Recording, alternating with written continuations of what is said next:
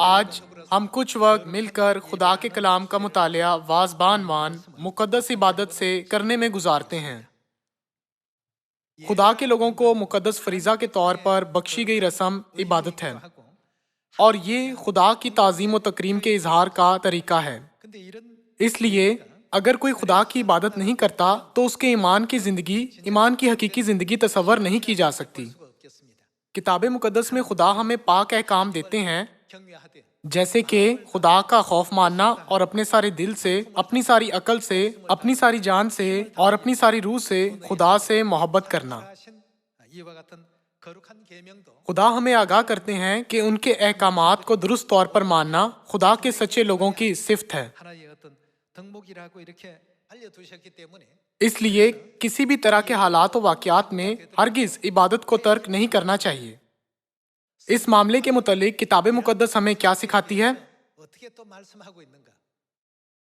पुराने अहदनामा और नए अहदनामा की मिसालों से खुदा ने पेशतर ही हमें दुरुस्त तरीके और सिमत से जो हमें लेनी चाहिए आगाह किया है। इसलिए हम खुदा की हदायत पर चलें ताकि हम सब आसमान की बादशाही में जा सकें। खुदा की मर्जी को जानने के लिए दानियल की किताब के 6 बाब की तरफ जाते हैं। बाब 6 आयत 1। दारा को पसंद आया कि मुमलिकत पर 120 नाजिम मुकर्रर करे जो तमाम मुमलिकत पर हुकूमत करें और उन पर 3 वजीर हों जिनमें से एक दानियल था, ताकि नाजिम उनको हिसाब दें और बादशाह खसारत ना उठाए। और चूंकि दानियल में फाजिल रूह थी, इसलिए वो उन वजीरों और नाजिमों पर सबकत ले गया और बादशाह ने चाहा कि उसे तमाम मुल्क पर मुख्तार ठहराए। तब उन वजीरों और नाजिमों ने चाहा कि मुल्केदारी में दानियल पर कसूर साबित करें, लेकिन वो कोई मौका या कसूर ना पा सके क्योंकि वो दयानतदार था और उसमें कोई खता या तकसीर ना थी। जैसा कि हम अच्छी तरह जानते हैं कि उस मुमलिकत के 3 वजीरों में से एक अपनी असीरी के दौरान दानियल चुना गया था और इस मुमलिकत पर हुक्मरानी के लिए उसे एक खास रुतबा सौंपा गया था।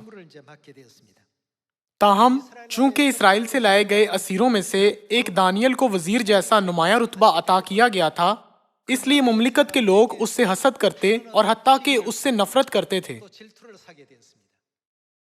इस वजह से उस मुमलिकत के लोग मुसलसल दानियल पर इल्जाम आयद करने की तदबीरें करते रहते थे ताकि उसका आला रुतबा उससे छिन जाए। जैसा कि उनकी ऐसी नीयत थी तो उन्होंने ये कहते हुए एक मंसूबा बनाया कि चूंकि दानियल खुदा का इबादत गुजार बंदा है और हमेशा खुदा को दयानतदारी से दुआएं गुजरानता है, तो आओ हम उसके खुदा के ईमान का इस्तेमाल करते हुए उसे फंसाएं। अगरचे दानियल दूसरी कौम से असीरी में आया था, पर वो उनकी मुमलिकत पर हुकूमत करने के लिए आला रुतबे पर फाइज था। इसलिए नाजिम उससे नहायत हसद करते थे। उस ज़रबुल मिसल की मानित के एक लुढ़कता हुआ पत्थर पहले से धंसे पत्थर को निकाल देता है। चूंकि दानियल हर लिहाज से मेहनती और दयानतदार था, वो उस पर इल्जाम लगाने की कोई वजह ना ढूंढ सके। इसलिए उन्होंने तदबीर की कि उसके ईमान से उस पर हमला करें। आयत 5 में देखते हैं कि उन्होंने कैसे उस पर इल्जाम लगाने की कोशिश की थी। आयत 5 में ये कहा गया है कि तब उन्होंने कहा कि हम इस दानियल को उसके खुदा की शरीयत के सिवा किसी और बात में कसूरवार ना पाएंगे। दूसरे अल्फाज में, जब तक हम उस हकीकत का इस्तेमाल ना करें कि वो खुदा की शरीयत को मानता है, ऐसा कुछ नहीं जिससे हम इस आदमी को कसूरवार ठहरा सकें। बस ये वजीर और नाजिम बादशाह के हुजूर जमा हुए और उससे यूं कहने लगे कि ए दारा बादशाह, अब तक जीता रहे। मुमलिकत के तमाम वजीरों और हाकिमों और नाजिमों और मुशीरों और सरदारों ने बाहम मशवरत की है कि खुसरवाना आइन मुकर्रर करें और एक इम्तनाई फरमान जारी करें ताकि ए बादशाह 30 रोज तक जो कोई तेरे सिवा किसी माबूद या आदमी से कोई दरख्वास्त करे, शेरों की मान में डाल दिया जाए।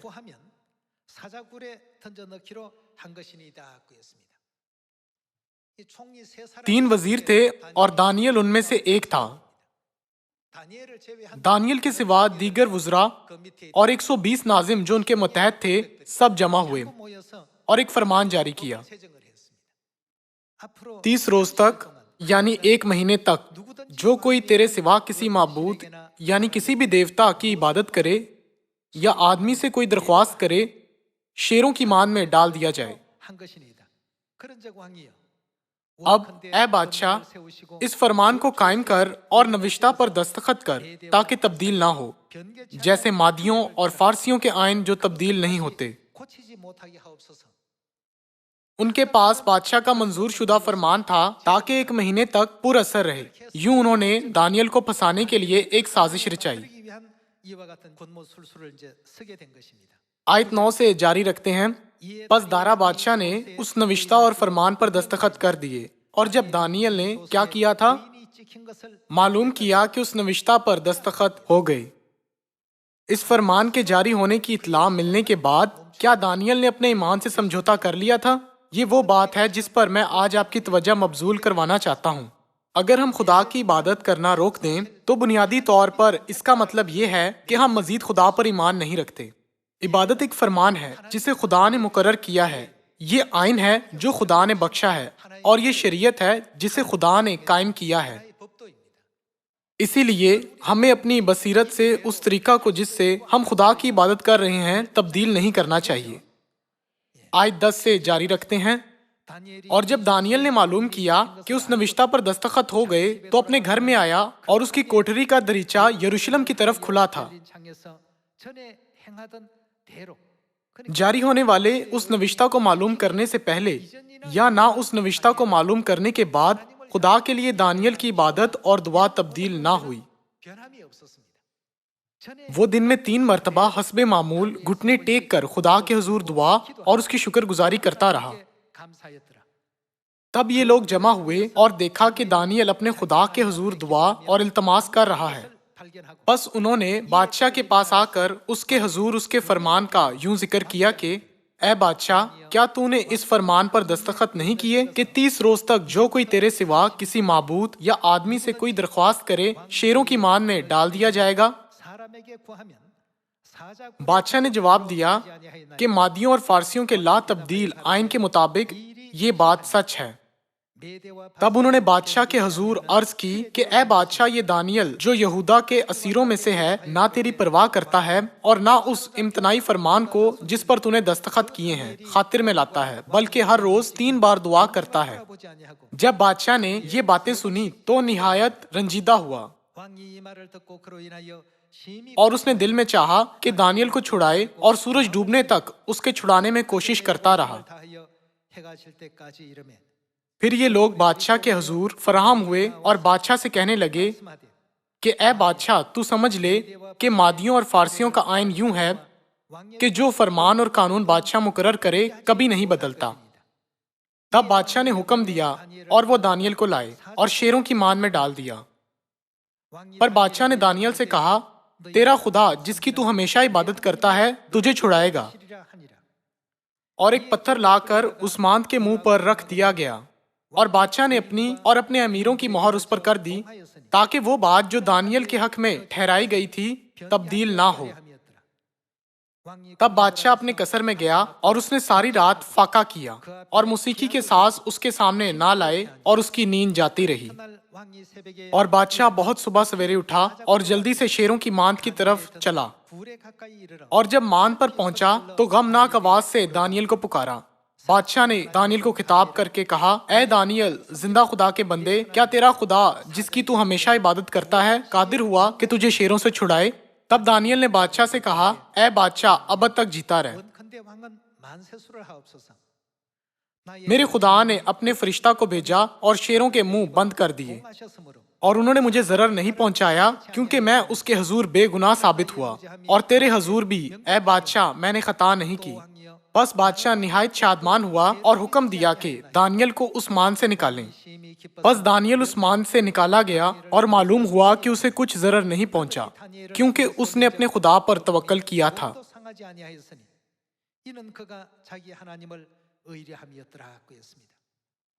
अगरचे दानियल जानता था कि नविश्ता जारी हो चुका है, उसने खुदा की इबादत करना और खुदा से दुआ करना ऐन उस तरीका से जारी रखा जो वो पहले कर रहा था। उसका ईमान मामूली सा भी नहीं लड़खड़ाया था। क्या दुआ इबादत का हिस्सा यानी कुर्बानी का हिस्सा नहीं है? खुदा की हम्द करना, खुदा से दुआ करना और खुदा के कलाम को बांटना, ये सब इबादत के हिस्से हैं। दानियल के गैर मुतजलजल ईमान के बाइस उसे मुमलिकत के कानून से सजावार ठहराया गया था। अगरचे दानियल को शेरों की मान में फेंक कर ऐसी नाकाबिले रहम सूरत हाल से दो चार किया गया था, पर उसे कोई नुकसान ना हुआ। उसका ईमान देखते हुए खुदा ने भूखे शेरों के मुंह बंद करके उन्हें दानियल पर हमला करने से रोक दिया था। दारा बादशाह दानियल को अजीज रखते हुए उसे पसंद करता और उसकी परवाह करता था, इसलिए वो सारी रात सो ना सका और ये मालूम करने के लिए कि दानियल जिंदा है वो सुबह सवेरे उठ गया। चूंकि हुक्म इम्तनाई जारी हो चुका था, इसलिए इस नविश्ता के मुताबिक उस पर अमल दरामद करवाने वाला का फर्ज निभाने के सिवा दारा बादशाह के पास उसे सजा देने के अलावा कोई चारा नहीं था। सुबह सवेरे वो शेरों की मांद के पास गया और दानियल को पुकारा। उसने दानियल से कहा, ए दानियल, जिंदा खुदा के बंदे, क्या तेरा खुदा जिसकी तू हमेशा इबादत करता है कादिर हुआ कि तुझे शेरों से छुड़ाए? तब दानियल ने बादशाह से कहा, ए बादशाह, अब तक जीता रहे।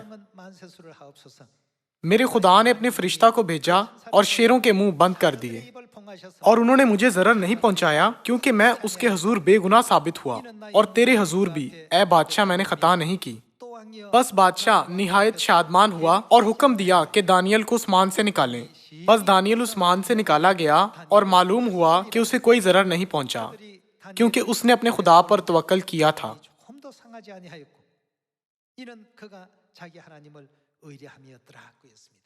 आयत 24 में ये लिखा है कि और बादशाह ने हुक्म दिया और वो उन शख्सों को जिन्होंने दानियल की शिकायत की थी लाए और उनके बच्चों और बीवियों समेत उनको शेरों की मांद में डाल दिया और शेर उन पर गालिब आए और इससे पेशतर के मांद की तह तक पहुंचे। शेरों ने उन सब की हड्डियां तोड़ डाली। रोमियो की किताब के 15वें बाब के मुताबिक जो बातें पहले लिखी गईं हमारी तालीम के लिए हैं, क्या ऐसा नहीं? जो दानियल के साथ हुआ था हमारी तालीम के लिए है। खुदा को दुआएं गुजरानते और वफादारी से खुदा की इबादत करते हुए, जो कि खुदा को कुर्बानियां गुजरानना था, दानियल हमेशा ईमान की जिंदगी गुजारता रहा। बादशाह के फरमान से बेबहरा दानियल की ईमान की जिंदगी बिल्कुल जूं की तू रही। उसका ईमान ना लड़खड़ाया और ना उसके अमाल में तब्दीली आई। इसलिए मुझे उम्मीद है कि दानियल के ईमान के हवाले से जो बात दानियल की किताब के 6 बाब में लिखी है, वो हम सब इस जमाने में अपने दिलों पर एक बार फिर कंधा करेंगे, ये सोचते हुए कि क्यों खुदा ने किताब मुकद्दस में दानियल की तारीख दर्ज करवाई थी। हम अपने दिलों पर उस सबक को नक्श करें जो खुदा हमें सिखाना चाहते हैं। आए यूहन्ना बाब 4 से पढ़ते हैं। हम यूहन्ना बाब 4 आयत 20 से इबादत के हवाले से यसू की तालीम देखते हैं। बाब 4 आयत 20। हमारे बाप दादा ने इस पहाड़ पर परस्तिश की और तुम कहते हो कि वो जगह जहां परस्तिश करना चाहिए यरूशलेम में है। यसू ने उससे कहा, ए औरत, मेरी बात का यकीन कर कि वो वक्त आता है कि तुम ना तो इस पहाड़ पर बाप की परस्तिश करोगे और ना यरूशलेम में। तुम जिसे नहीं जानते उसकी परस्तिश करते हो, हम जिसे जानते हैं उसकी परस्तिश करते हैं, क्योंकि नजात यहूदियों में से है। मगर वो वक्त आता है, बल्कि अब ही है, कि सच्चे परस्तार बाप की परस्तिश रूह और सच्चाई से करेंगे, क्योंकि बाप अपने लिए ऐसे ही परस्तार ढूंढता है। किताब मुकद्दस में कहीं भी ये नहीं सिखाया गया कि अगर हम खुदा पर ईमान रखने का दावा करते हैं तो हमें खुदा की इबादत करना रोक देना चाहिए या इबादत को खत्म कर देना चाहिए। यूहन्ना बाब 4 आयत 23 में ये लिखा है कि मगर वो वक्त आता है, बल्कि अब ही है, कि सच्चे परस्तार बाप की परस्तिश रूह और सच्चाई से करेंगे, क्योंकि बाप अपने लिए ऐसे ही परस्तार ढूंढता है। बाप अपने लोगों को ढूंढ रहे हैं। खुदा उन लोगों को ढूंढ रहे हैं जो रूह और सच्चाई से उनकी परस्तिश करते हैं, ताकि वो उन्हें निजात बख्श सकें, उन्हें बरकत बख्शें और आखिरकार उनकी आसमान को रहनुमाई करें। इसीलिए आयत 24 में ये कहा गया है, खुदा रूह है और जरूर है कि उसके परस्तार यानी खुदा के इबादत गुजार लोग रूह और सच्चाई से परस्तिश करें। इब्रानियों बाब 10 आयत 35 की तरफ जाते हैं। ये कहा गया है कि बस अपनी दलेरी को हाथ से ना दो, इसलिए कि उसका बड़ा अजर है, क्योंकि तुम्हें सब्र करना जरूर है ताकि खुदा की मर्जी पूरी करके वादा की हुई चीज हासिल करो। यहाँ लिखा है कि हमें सब्र करना जरूर है। हमें क्यों सब्र करना जरूर है? खुदा की मर्जी पूरी करने के लिए हमें सब्र करना जरूर है। खुदा की मर्जी पूरी करने के बाद हम वो हासिल करेंगे जिसका खुदा ने हमसे मिरास के तौर पर वादा किया था। जब हम मत्ती बाब 24 में दर्ज यसु की तालीम को देखें तो उन्होंने आखिरी दिनों में मुसीबत के वक्त के दौरान इबादत के मामला पर भी जोर दिया था। बस दुआ करो कि तुमको जाड़ों में या सबत के दिन भागना ना पड़े। आपके ख्याल से यसु सबत के दिन के बारे में क्या फिक्रमंद थे? वो हमारे इबादत के बारे में फिक्रमंद थे। क्या ये सबत का दिन नहीं है जब हम खुदा की ताजीम करते और इबादत करते हैं? यसु फिक्रमंद थे कि मुसीबत के वक्त इबादत नजरअंदाज हो जाएगी। इसीलिए यसु ये कहकर बिला वास्ता इबादत की अहमियत पर जोर देते हैं कि दुआ करो कि तुम्हें जाड़ों में या सबत के दिन भागना ना पड़े। क्या हम मत्ती की इंजील के 24वें बाब में दर्ज ये बात नहीं देख सकते? हमें हमेशा सोचना चाहिए कि हत्ता के आफतों और मुश्किल सूरत हाल में भी खुदा हमेशा हमारे साथ हैं। ऐसे हालात में हमें डालने के पीछे खुदा की क्या मर्जी है? इसलिए जब हम खुदा की मर्जी पूरी करते हैं तो हम क्या पाने को हैं? किताब मुकद्दस हमें आगाह करती है कि हम वो पाएंगे जिसका खुदा ने हमसे वादा किया है। हत्ता के एक फरमान बादशाह की मोहर यानी खुसरवाना आइन के साथ जारी हुआ था, पर खुदा की इबादत करने के लिए दानियल का रवैया कैसा था? ये नहीं बदला था, ना तो फरमान से पहले और ना इसके जारी होने के बाद। दुनिया में साहिल समंदर की रेत की मानिद बेशुमार कलीसियाएं हैं। क्या उन कलीसियाओं में इबादत के लिए उनका रवैया तब्दील नहीं हुआ है क्योंकि खुदा उनके साथ नहीं है? मिस्र पर आने वाली सब आफतें उन मिस्री लोगों के लिए थीं जो खुदा पर ईमान नहीं रखते थे।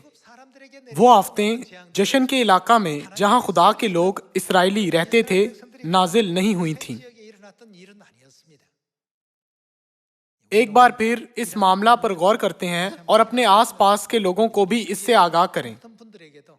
जब हम इस साल में रूनमा होने वाली आफतों को देखें तो हमें नए अहद की फसा की और ज्यादा मुनादी करनी चाहिए और लोगों को उस इबादत की अहमियत जो हम खुदा को गुजरानते हैं बतानी चाहिए।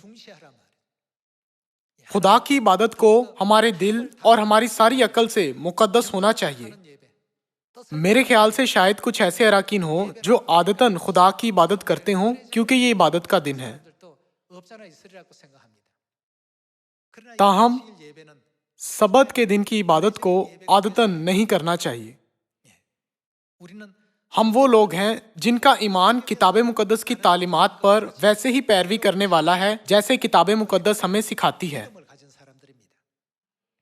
क्या ये ईमान हमें उस राह पर नहीं ले जाएगा जहां हम खुदा के पुरफजल वादा में शरीक हो सकते हैं?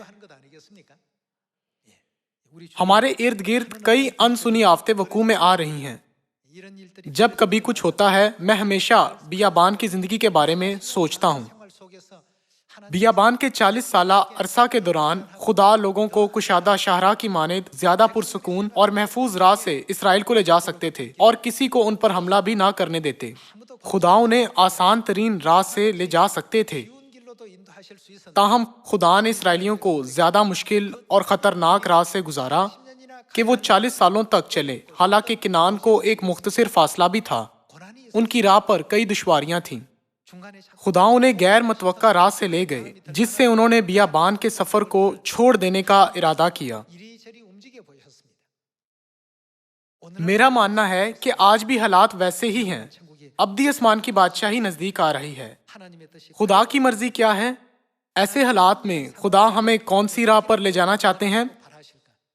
मैं खुदा को खुश करने के लिए क्या कर सकता हूँ? मेहरबानी से हमेशा खुदा की मर्जी को समझने वाला खूबसूरत ईमान रखें ताकि आप अब्दी आसमान की बादशाही में दाखिल हो सकें। इसी के साथ मैं आज का आवाज खत्म करूंगा। आपका बहुत शुक्रिया।